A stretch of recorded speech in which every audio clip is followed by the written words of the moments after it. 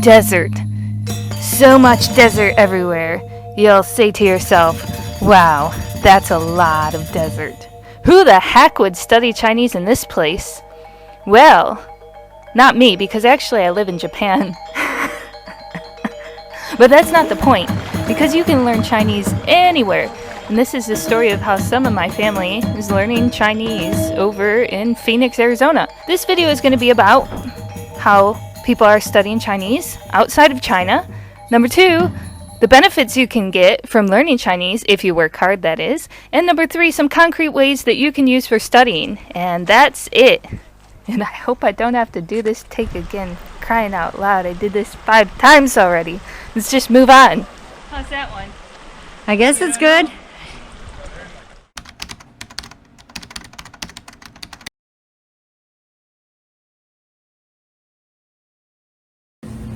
各位中国朋友，大家好，我叫安宁，目前在复旦大学读书。我现在回美国看看我的家人，包括我的表妹，她是不是很可爱？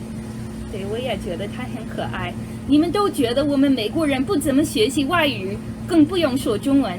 其实你们错了，因为我们从小在努力学习外语。比如说我的表妹，她现在在美国亚利桑那州菲尼克斯市的一个公立学校上中文课，而且这个中文课不是一般的中文课，而是双语班。你们以为只有中国才有双语班，其实美国也是有的。我现在要问我的表妹一些问题，她在幼儿园，但是她都能回答这些简单的问题。你好。你好。你几岁？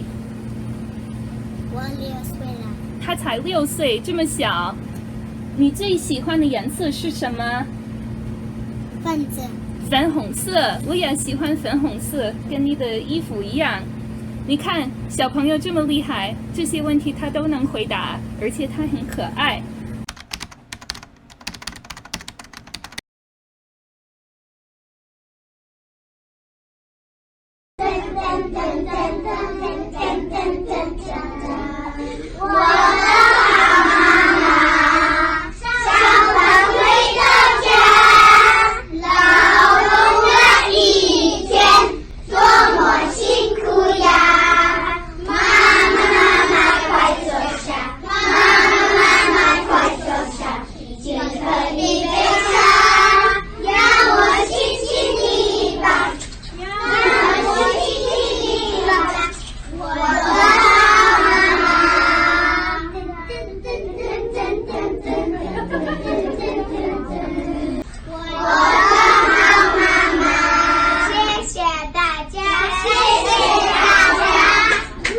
Well, that was adorable.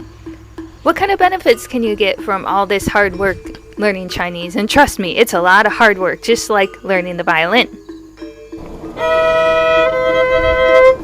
And I'm a total amateur. I didn't put a whole lot of time or money into playing the violin, and it shows. So I won't be on a stage in front of thousands of people playing the violin anytime soon, but there are other things in life that I put a lot more money and a lot more time into, and quite frankly, Chinese is one of them. All right. Good, very good. Very good. It turned out good. Hey. Let's check it. You know you worked really hard when you come home from China and your suitcase looks like this. So I learned most of everything that I know in Chinese and Japanese from language school, and I started going to Chinese language school in 2012. I worked so hard that by 2016 I even had a chance to go on Chinese TV, but I haven't done anything since then, and it's just kind of the same reason I got into YouTube so late. I can't take the egos. It's hard for me. 对，我来，大家下午好，我来介绍一下，在我左边的是设计是那样的。啊，行，好，来，那咱们还是中间吧，因为我们刚刚实际一开始是在中间的，好，这个太好了，挑的也很棒，我真的不敢相信他们是业余演员，是吧？这就是我们艺专人，叫做艺专多能。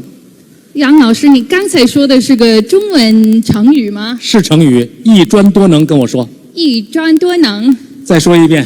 艺专多能。说的太好了，艺专多能。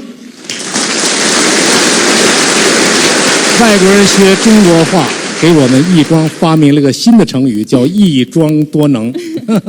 您这可真是一语中的啊，佩服佩服。又说了一句成语，你简直是一个中国通了。哎呀，哪里，在亦庄的1万多家来自全球40多个国家的大企业里，像我这样的一个亦庄人比比皆是啊。你还挺谦虚的，不过确实是实话。下面就让我们了解一下。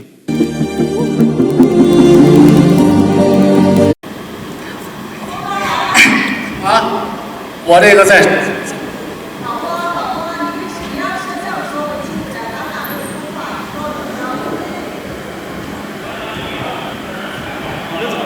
上场好，稍微躲一下，对，拍进去了。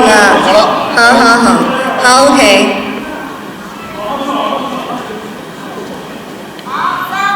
OK。劳动筑梦，创业未来。尊敬的各位来宾、女士们、先生们，大家下午好。下午好。下午好。我来介绍一下，我左边的这位是北京电视台的著名主持人春妮儿。大家好，也谢谢杨老师。那我们要隆重的为大家介绍一下今天我的搭档，著名的杨立新老师，欢迎杨老师。谢谢。我再介绍一下我右边的这位女士，你是自己介绍吧。我是安明，那是平安的安，每个天的明。代表亦庄欢迎您。谢谢，对，欢迎。那朋友们，今天呢，我们非常高兴能够和在座的各位相聚在咱们北京亦庄的经济技术开发区博纳星辉剧院。在这里，我们隆重进行的是第9届北京经济技术开发区文化艺术节的开幕式。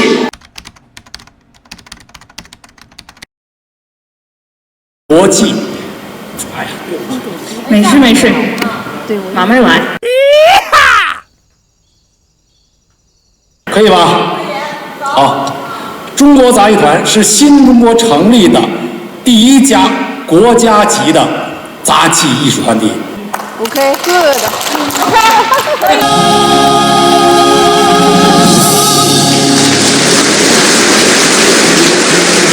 各位现场的观众朋友们，2016年北京经济技术开发区文化艺术节开幕式到此结束，我们明年见。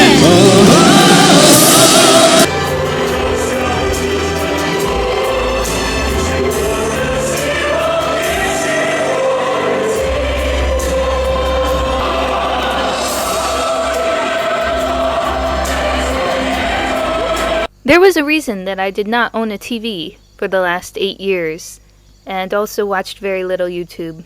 Sometimes I'm looking at these people like, who are you? Who are you? Alright, I'm just gonna hang out on my mountain here, because I don't want anything to do with that. Shut it off! Oh, did you think I was in Arizona right now? Surprise! I'm in Japan, like I said in the beginning. But I do go home about once a year, and that was all footage from last year. But you know what? I'm mentally there on that mountain in my quiet place. Alright, we've gotten to the point of the video where I'm going to give you some concrete language learning advice, and it's not just advice for Chinese, but really any language, and with some specifics for Chinese. Alright, first thing, where people fail is they make it way too boring. Seriously, if I studied like that, I would want to give up and not study too. You have to mix your hobbies in with it and mix your everyday life, so it's best to kill 2 birds with 1 stone. If you have a book you like, and you were going to read it anyway, well, read it in Chinese. If you're studying something and you have to study it anyway, well, better to read it in Chinese. This is Japanese political situation. Alright, or if there's something you were doing every day, reading the Bible, I was going to read it anyway. Well, read it in Chinese. When I first started learning, I told you I did 6 hours a day, and that's true, but I didn't tell you that some of that was watching SpongeBob SquarePants. No, it wasn't anime. I didn't learn Chinese and Japanese from anime. I really learned most of it in language school, but at my house, my study time, I would watch SpongeBob, because I'm more of a SpongeBob SquarePants kind of girl. So I would watch SpongeBob, and I would take notes, and I would write it down, and I got this long list of vocabulary. Number 2, you need to keep track of your vocabulary. You need to look stuff up when it comes up in your daily life or on TV or in your books. Look things up, write it down, try to memorize it. If you really want to be successful with learning Chinese or any language, you got to make it a part of your everyday life. You have to make this environment. If you're not living in China, you're not living in Japan or abroad or whatever, then you're going to need it as a part of your daily life. And you can make that even in the middle of the desert, as I've just shown. And there's a lot of tools to help. I recommend language exchange, and I've used this one app called Hello Talk for many years, amongst others, but I had the most success on Hello Talk. I liked it the most. I met like 200 people. Yeah, 200 people individually for coffee. I don't do it so much anymore, but I met so many people that I started writing down their names and the dates so I could remember how many I met and what their names were. Let's see here. December 19th, 2019, Tsuchie-san, 30 years old, from Western Japan, works as a nurse, likes to travel abroad, works 2 jobs and a lot of hours. Fun guy. Okay, who else? October 23rd, 2019, Takahashi-san, 20, studies literature at Waseda University. Oh, so you went to my school. I even met people going to my university.